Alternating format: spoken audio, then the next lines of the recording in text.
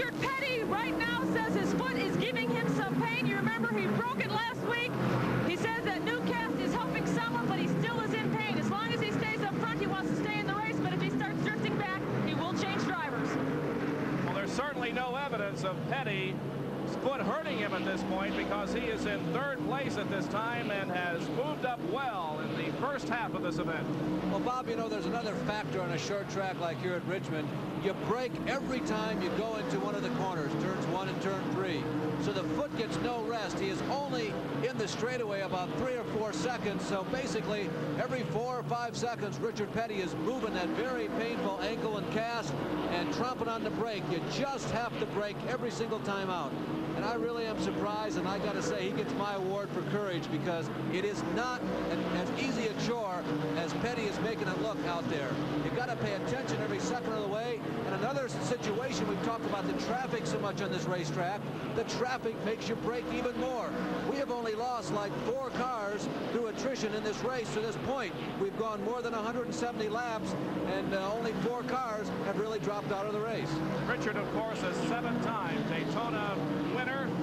This year was knocked out in the accident that broke his foot, but he is back with apparently few problems, at least as far as the race car is concerned, here in the Richmond 400. The best race that we have on the track at this point is between the number 47 Ron Bouchard car and the number 71 belonging to Dave Marcus.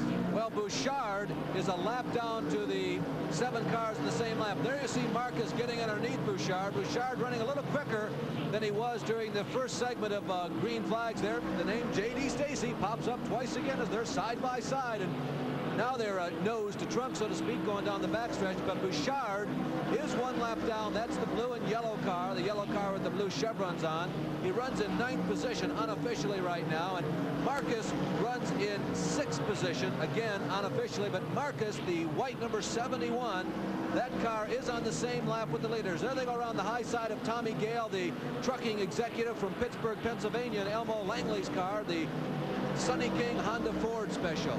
Dave Marcus remains on the lead lap. Here are some of the drivers in addition to Bouchard, who run 1 lap down to the leader Joe Ruttman. Bobby Allison in car number 88, Terry Labonte in car number 44, Neil Bonnet in car number 21. Again, this is the list of drivers 1 lap down. Tom Ellis in car number 12, Joe Milliken in number 50, and we may have oil in turn number 2. There's Mark Martin with damage to the left side of the race car. Mark Martin got up very high in turn number 2, got up into the dirt right against the guardrail. The car slid down the banking of the turn and came in contact with the guardrail entering the backstretch. Mark Martin in car number 02, the Apache Stove Pontiac. Here it is. Well, Mark is way out of the groove. You can see him up in the shiny part of the racetrack. Don't know if something broke on the car, if he simply misjudged as he saw Joe Ruttman coming from behind, but he had trouble controlling the car. Bang! He drives into the big tractor tire, which protects the drivers from running into the sharp blunt edge of that guardrail that separates the infield of this racetrack from the racing surface itself. Several cars are pitting, including Daryl Waltrip in the Mountain Dew Buick. Or I should say the Mountain Dew Buick. Daryl Waltrip crew going to work once again with rubber being replaced on the right side of the car. We'll see how long it takes Daryl to complete this pit stop, as fuel also being put into that car. They are apparently going to change rubber on both sides. Here is the leader, meanwhile, in the pit, Joe Ruttman, in the J.D. Stacy Buick. J.D. Stacy has put millions of dollars into Grand National Racing this year.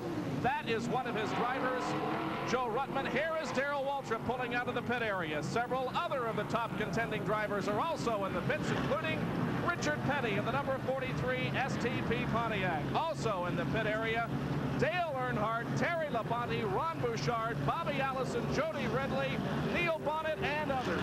Well, I'll tell you, you thought the freeway at 5 o'clock was a difficult situation. Look at this. You see the traffic along pit road. Richard Petty pulling out. We believe it's Richard Petty.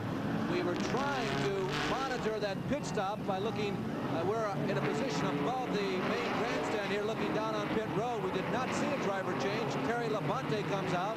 Labonte, remember, among those 1 lap down to the leaders, but still running very competitively. And everybody, again, on this caution flag, might have been a little earlier than most of them would have preferred, but everybody certainly used the time and the advantage to come in and make a pit stop. As we peer out on the racetrack, there we're looking at Lake Speed, the former world go-karting champion. There is Morgan Shepherd. He leads the race at this moment. He crosses the start-finish line in pit row as the leader. Now he comes to a stop in his own pit area, just adjacent to the Mountain Dew Daryl Waltrip pit area, of course, as you can see. The field is now motoring by very slowly, coming down the front stretch. They cross the stripe, and Daryl Waltrip now becomes the leader as Morgan Shepherd's race car is being refreshed in pit area. Joe Ruttman is immediately behind Waltrip on the racetrack, and apparently at this point runs in second position. Some chassis adjustments being tweaked into the Morgan Shepherd car. Remember, he dominated the first 10 or 15 laps of this race, and then he slowed down. See some tire marks on the side of Morgan Shepherd's car. A long pit stop, 33.9 seconds, and that almost is enough to cost him a lap, but it didn't in this case because the caution flag came out, and they're running a little slower, I think, than they have in the previous cautions, Bob. Well, of course, the pit stop was a little longer than normal also because they changed rubber on both sides of the car in addition to fueling it, so he was in for a fairly long period of time. Nevertheless, he remains on the lead lap. Daryl Waltrip is going to be the leader when the green comes back out, and it will be a few minutes because the Mark Martin car is still being taken from the raceway. That's the reason for our most recent yellow, an accident involving Mark Martin. He's okay, though.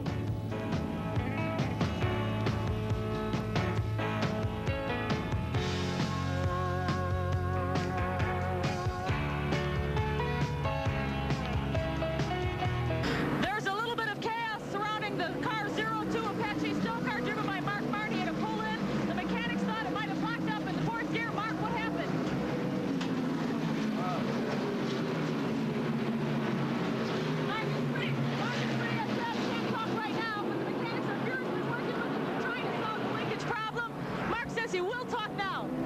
We're trying to get the car back in.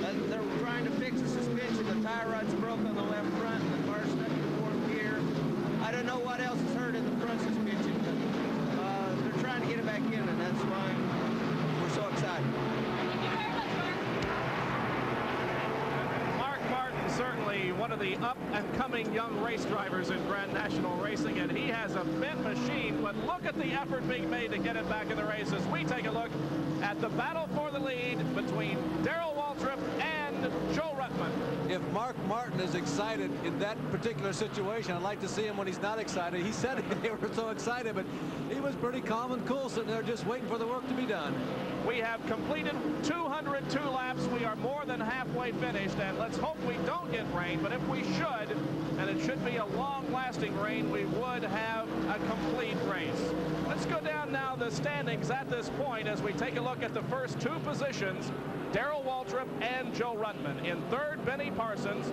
Fourth place is Daryl Earnhardt. Fifth is Richard Petty. In sixth position is Morgan Shepherd. And seventh, Dave Marcus. Those are the cars on the lead lap. A lap down in eighth is Bobby Allison. Ninth, Ron Bouchard. 10th is Terry Labonte. 11th position belongs to Neil Bonnet. And that is the standings as we have them at the halfway point, 200 laps, and we've completed now 204. Well, we're watching Daryl Waltrip, the guy who has dominated NASCAR racing for the last 5 years, as we look at those drivers who are out of the race. Gary Ballou out for mechanical problems on lap number 46. The Indy 500 ace Tom Sneva, also mechanical problems. The hood is still up on that car in pit area. He completed 111 laps before he dropped out. Harry Gant, who lost an engine. And we have a lead change, Larry, as Daryl Waltrip got very high in turn one. He's still out of control down the backstretch, loses several positions. Joe Ruttman moves into the lead. Could there be a problem with the Daryl Waltrip Mountain Dew car? We'll see if he comes into the pit area. I believe he is. Waltrip bringing that Buick into the pits. Something happened there. I think he's got a flat tire. No, I guess not. I thought I saw some rubber flying from the car, but not so. All tires seem to be up on the Mountain Dew cars.